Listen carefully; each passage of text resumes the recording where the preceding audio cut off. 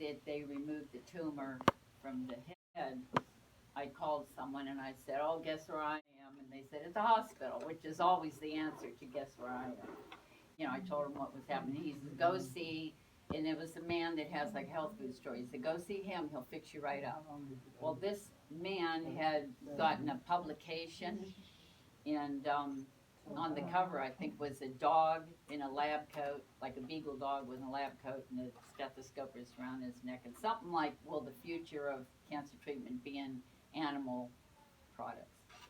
Long story short, this is called canine dewormer. Merck makes this. It's fenbendazole. They were using another form of this, I think called either menbendazole or mebendazole for breast cancer years ago. They stopped. Is for parasites. You take this for this cancer.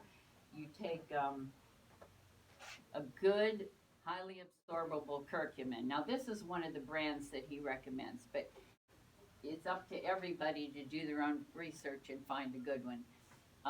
One other thing, when you take this, it's fat soluble, so you have to take it with butter or peanut butter or something with fat in it. So then you have your curcumin. You need like 600 milligrams a day. And then you need a good CBD. Now we were getting stuff from the dispensary with the high THC, but then Joe Tippens, the man who stumbled across this, because he had cancer all over him. They sent him home to die. Okay, so this is from Tweedle Farms in Oregon, and it's CBGA, CBDA with the the CBD with the low THC.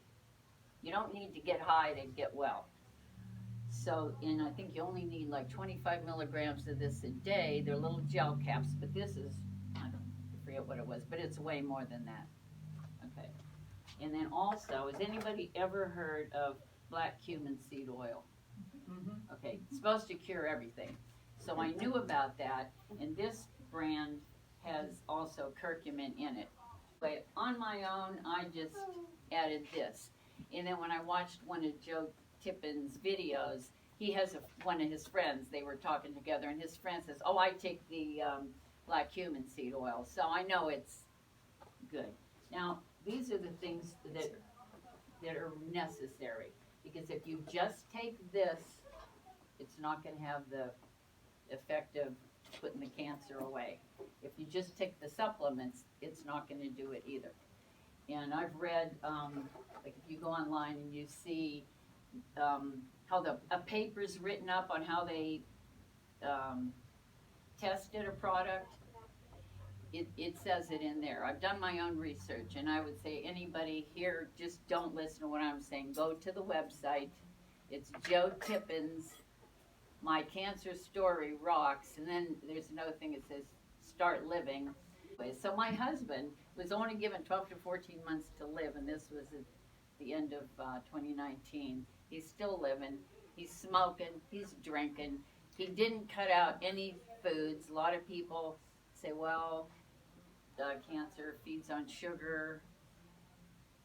You know, I'm sure it feeds on beer too. But it's like, you know, he's doing everything you would think so he wouldn't live. But anyway, he's still here. And there's no sign, they call it NED, no evidence of death.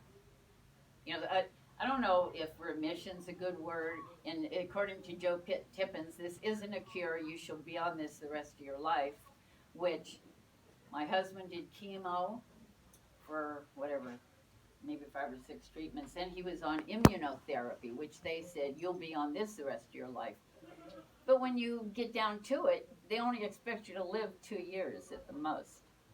So he's been having the NED, no evidence of disease. He had his first chemo in November, and then it was no evidence of disease by, January, February.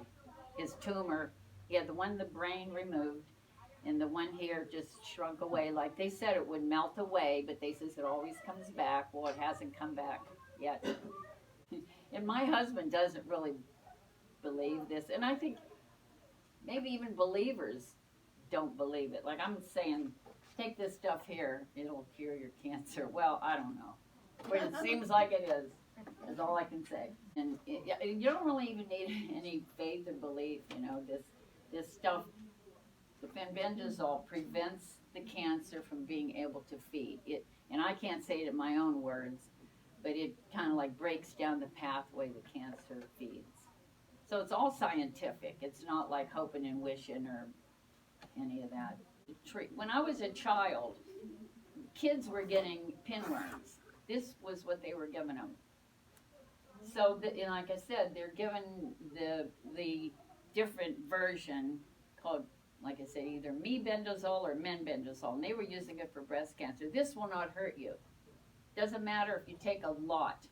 So the proper dose would be like a half a teaspoon. And then there's also a liquid. I didn't bring that one. The bottle's about this big and it's white. You can get it at Tractor Supply. Every couple months I get 10 of these boxes. And in here, there's 3 of these little envelopes. And it's like, it's not a powder, it's granules. So what I do, I put it in a little bowl, take either 2 or 3 of these and put it in a little bowl, mix it around so the filler gets mixed in good. And I have little shot glasses and I just put them half a teaspoon, and I don't make it flat, I make it a little extra, but put them in a cupboard, and then my husband takes them, and we're doing right now 5 days on and 2 days off. The original protocol was 3 days on, 4 days off. Then he come out with, you could do it every day, it's not going to hurt you. Some people are doing more because they might have a more stubborn disease. So, you know, everybody's got to decide if they want to do it. And, you know, there's a certain guideline, but then, you know, people are finding what's comfortable for them. And I'm doing it as a preventive because, 20 years ago, when I was 50, I had breast cancer. And I went through the chemo. And it's never come back that I know of. And but I'm taking it as a preventive because I went to the gastro doctor last year and he said I had polyps that could become cancerous. See, so you never know when it's better to nip it in the bud than wait till you get. Do you tell your doctor you're taking? No. Oh, we do. No. You know who knows? Our primary care physician's assistant. She knows, and she says, "Oh," she tells my husband, "You look so good," because before he had that tumor removed, people would ask me, "Is he sick?" I said, "No, he just drinks." And honestly, when you live with somebody, I guess because you get used to it, I didn't realize how bad he looked. I think he looked kind of gray, like you were saying, gray. So now, the only doctor that we told is the physician's assistant, a girl that, she's the one we see when we go to our primary, and she says, yeah, I told her all about it, but she's the only one. See, like even, we go to University Hospital for, his cancer stuff, and when he first went there, I asked them, I says, well, what about the medical marijuana? They go, oh, no, you can't get that here. You have to do that on your own. Well, I didn't realize that they're not even allowed to discuss that, So they're not going to discuss this. Well, don't they have to give a prescription for you to get that? The medical marijuana? Yeah. We went to another doctor. And we were doing oil before, and I was even getting oil from this same place. But the ones in here, they're little gel caps. The guy that owns this place, he said, I developed this for my dad because he had one cancer and he beat it, and now something else come back. So he made the CBGA for that reason. So then I told him about the Joe Tippens thing. So I haven't talked to him yet, so I don't know if he's trying to. There could be some cancers that are resistant to this. And pancreatic was one of them. They said they can keep it at bay. But then there's people that are writing in and saying, I don't have it anymore. And then I think there's a breast cancer that's got I don't know if it's triple negative or something. So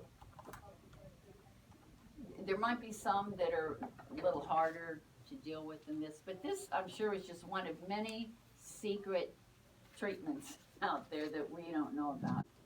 It's kind of disheartening when you know there's something out there that people could use, and then the dog medicine. You understand it. Don't just listen to what I'm saying and go grab this stuff and just start eating it.